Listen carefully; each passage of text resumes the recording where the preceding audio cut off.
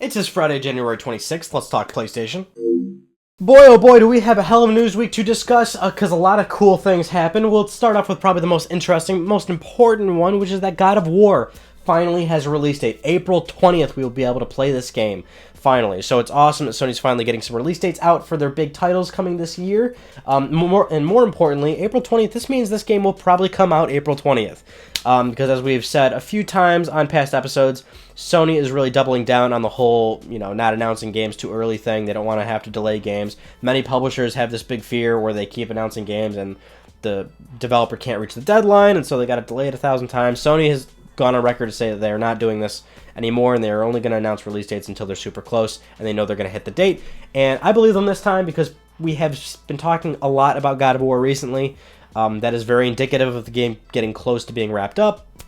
They just recently released a story trailer, which it looks really awesome. It's really interesting to watch that story trailer. I recommend you go and watch it. It's very good. It gives us some very good insight into the story of this game, which it's weird to watch, because I'm still not used to it, because God of War is just not this grounded in terms of storytelling, right? It's so weird, and it even has nods to previous God of War games. It's weird, but it's I'm so ready to I'm ready to play this game. Also, if you remember last week, we were talking about the Stone Mason Collector's Edition of the game. So now we got to differentiate this. The Stone Mason edition of the game is $150. Comes with all the goodies, that statue and whatnot. Now there's also a Collector's Edition of the game. This is going to be $130, so $20 cheaper. And it's going to have everything the Stone Mason edition had. So you're going to get the steel book and the big statue, but you're going to miss those 4 little carvings that come with the $150 edition. And I think a couple digital goods. So it's really not that big of a difference. So quite honestly, I would just get the Collector's Edition, unless you got an extra $20 to blow. But either way, April 20th, my God, let's get this ball rolling. Now, follow this news story under things that not many people seem to be talking about, or it's kind of really going under the radar for some people, but surely we have to talk about this. So Sony's head of third-party relations, Florian Hunziker, has recently left the company, and he actually was the guy that took over the position from Adam Boyes last year, early last year. So he's actually only had that position for about a year, not too long. Sony hasn't commented on why his departure happened or anything like that, so we don't know if maybe he just didn't fit the role or wasn't doing the job properly, or maybe if he left on his own accord. But he did leave, and is Sony is currently seeking a new head of third-party relations. Very important position. This position ensures that a lot of third-party content gets released on PlayStation. And I feel like a lot of people used to be very aware of this situation when Adam Boyes was in this role, because let's face it, throughout the year that Florian has had the position, he just hasn't had this same kind of presence and influence that Adam Boyes had, because back when Adam did have the position, let's face it, he was on E3 stage, he was on the E3 press conference a number of times. He was very heavy on social media. He was even in that early, in PS4 pre-release before the console came out. He was part of that video with Shuhei Yoshida where they were talking about used games, and it was kind of a blow to Microsoft. So that's why a lot of people were pretty familiar with Adam in that position. Adam, of course, left to be the CEO of Iron Galaxy Studios, and he's having a good old time. But yeah, Florian's gone, so I guess we'll keep you guys posted on who Sony uses to fill in for the new role. Now, I didn't really think we'd ever have a news story like this on Let's Talk PlayStation, but let's face it, we gotta talk about this because these things are super dope. Oklahoma City's Paul George is teaming up with Nike and PlayStation to release the PG2, which are some really awesome PlayStation-themed Nike shoes. These things look so dope, I'm not gonna lie. I would really love a pair of these. They're gonna be $110 or something. They're gonna be releasing February 10th. So if you want these things, here's my little recommendation to you. You better be prepared. I'm seeing a lot of gamers actually thoroughly impressed with these shoes. They're going, oh yeah, these are really cool, I'll totally get these shoes. But then I'm kind of thinking to myself, and I'm not even super familiar with the whole shoe buying process, but I do know for a fact the whole shoe buying scene is quite serious. Think back to early console launch days, because it's kind of easy nowadays to buy a new console, assuming the manufacturer has a lot of units built.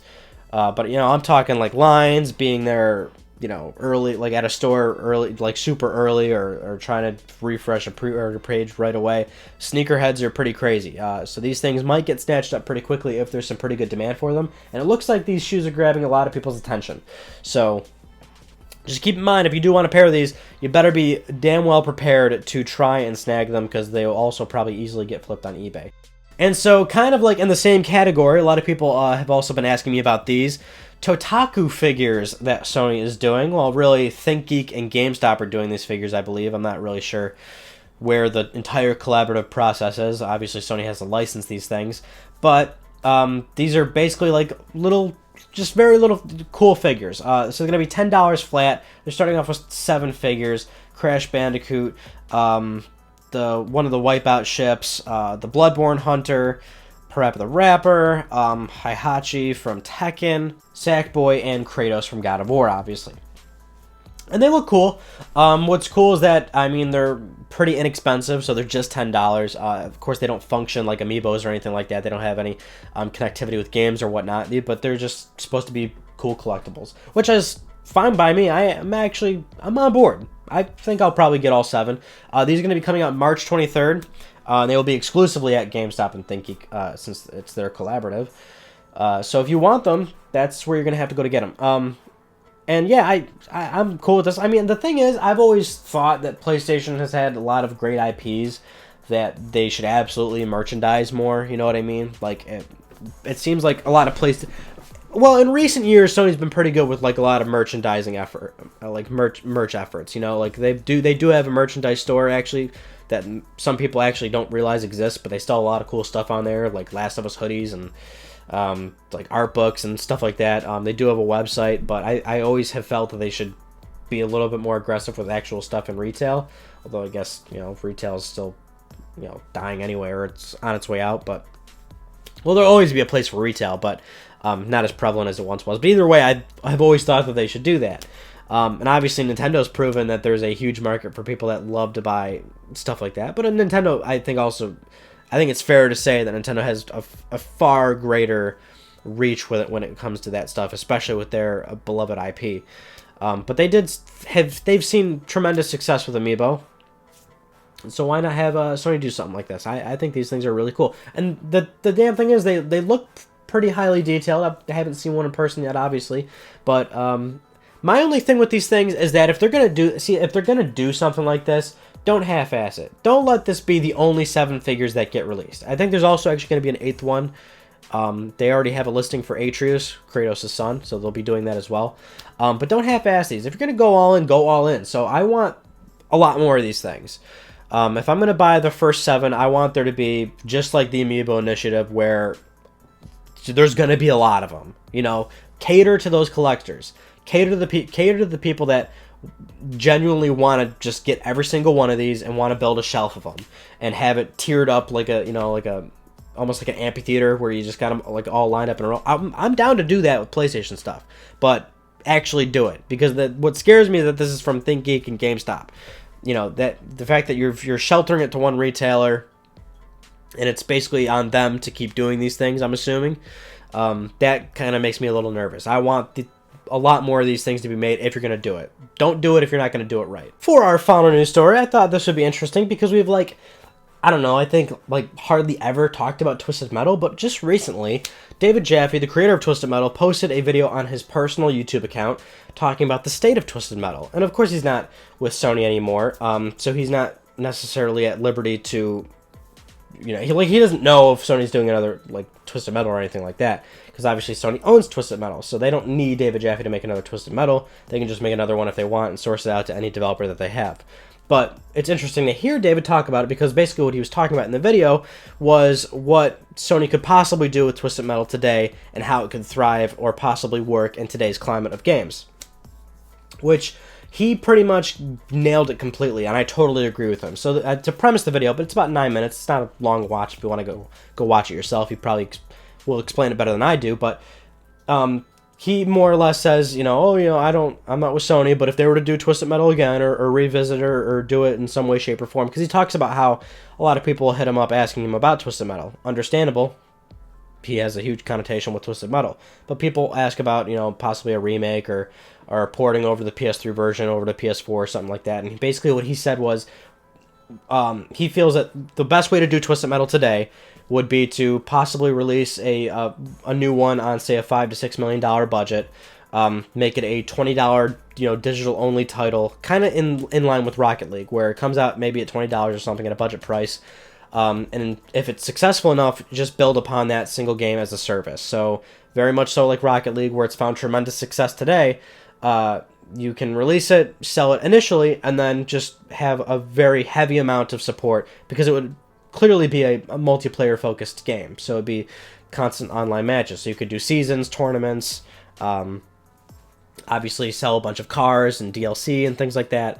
And he believes that that would probably be the best way for the game to work nowadays, instead of doing a substantially higher budget and releasing it as a $60 game, which I feel was probably, I don't want to say the biggest problem with the PlayStation 3 Twisted Metal, because it did marginally well, but certainly not incredibly well in terms of financial success.